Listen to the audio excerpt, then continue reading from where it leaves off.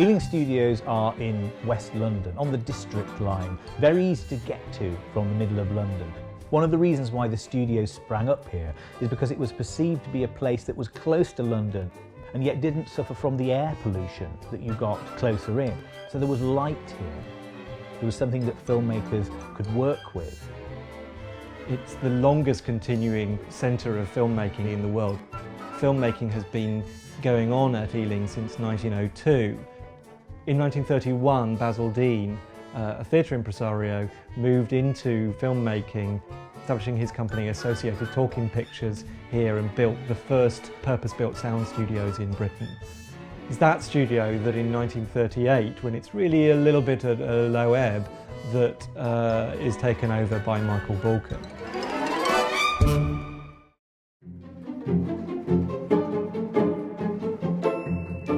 Really the key to Ealing's outlook upon the world is the man who ran the studios in those years, Michael Balcon, in whose office I'm sitting now, I'm happy to say. This is where it all happened. Michael Balcon was a figure of incredible energy, probably the single most important person in the history of British cinema.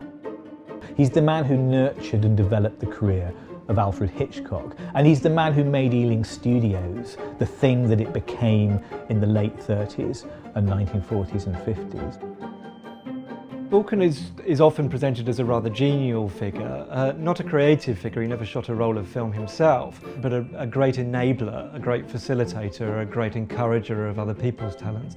He was very effective, certainly at Ealing, in creating an environment in which creativity kind of run rampant, felt free. The centre of it all was the round table in the offices here, where everybody would gather to thrash out ideas, to talk about scripts, to talk about what the studio might do next, to comment on the rushes, this sort of thing. And so there was a kind of forum for all this to take place. Balcon wasn't the kind of cigar-chewing executive who would come in and bang his fist on the table and just tell people what to do. He ran a kind of communitarian operation.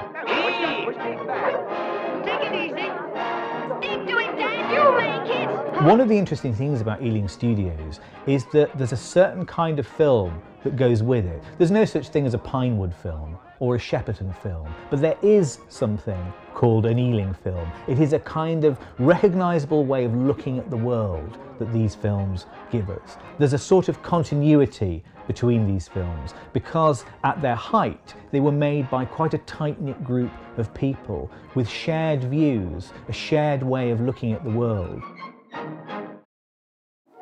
It's a studio that had quite a modest output, 95 features in the 20-odd years of Balcon's leadership. Ealing, of course, is particularly associated with comedy now, but in fact it only made 30-odd comedies of its 95 films, so less than a third. And there was a huge variety in different types of films. They made melodramas, they made social problem films, they made a horror, they made a costume melodrama of the kind really more associated with Gainsborough.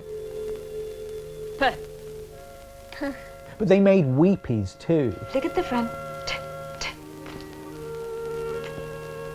I think that the film Mandy, the story of a little deaf girl and her entrance into the world and her struggles to communicate with her parents, I think it's a test of whether or not you're a human being, your response to Mandy. If you don't cry at it, there's something deeply wrong with you.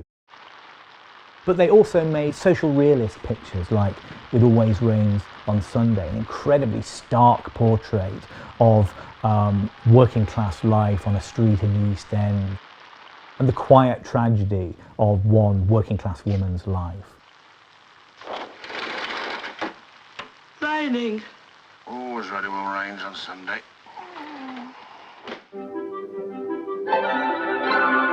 From around 1949 and into the 50s, Ealing becomes particularly associated with comedy. There's a run of films, including classics that we still love today. Films that are directed by people like Robert Hamer, by Charles Crichton, perhaps the greatest of the bunch, Alexander McKendrick. Said, what does she mean, you...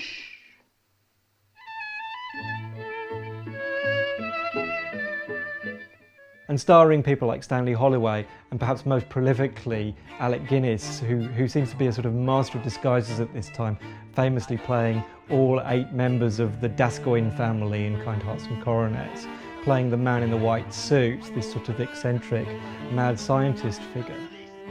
I thought the polymerization would be aesthetically hindered, but it wasn't. It wasn't. Where are my notes? Where are my notes? And then beyond him, that world of Ealing is populated by figures who always seem to come back time and time again. People like Sid James, people like Basil Radford and Naunton Wayne, these character actors who are strangely prominent in the world of Ealing. You almost have a sense in which this world really exists, you know, where the publican always is this particular character actor, or the postman. Somehow it actually exists out in the world. So Ealing really sort of establishes its reputation with these films.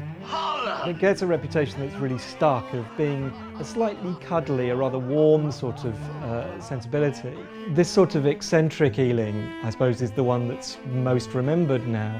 But there's a sort of shadowy underside of that.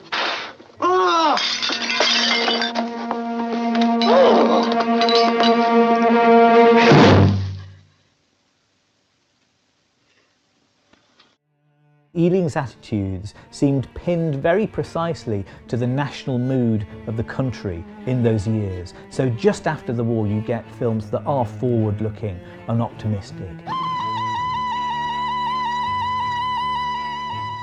And actually, as the years go by, when Winston Churchill comes back into power, when the project of the post-war Labour government begins to falter, when Britain acquires the atom bomb, for instance, and suddenly we're in a world that isn't quite so optimistic, where some of the problems that existed before the war seem very much to be reasserting themselves, then you get a slightly more cynical or anxious attitude to the world.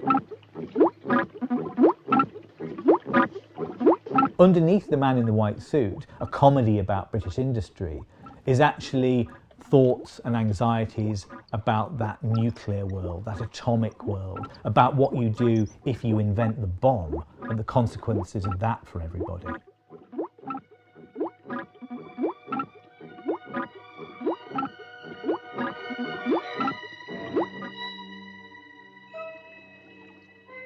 I think what Ealing films have now, and something that seems all the more clear the further they disappear back in time, is what an uncompromising vision of the world they offer.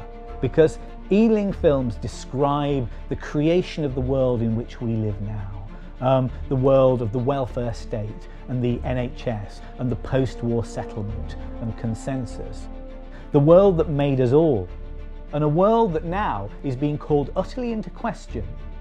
And if we want to know what we might lose over the next few years, we should go back to those films and look at the world that they describe the building of and decide whether or not we'd still perhaps quite like to live there.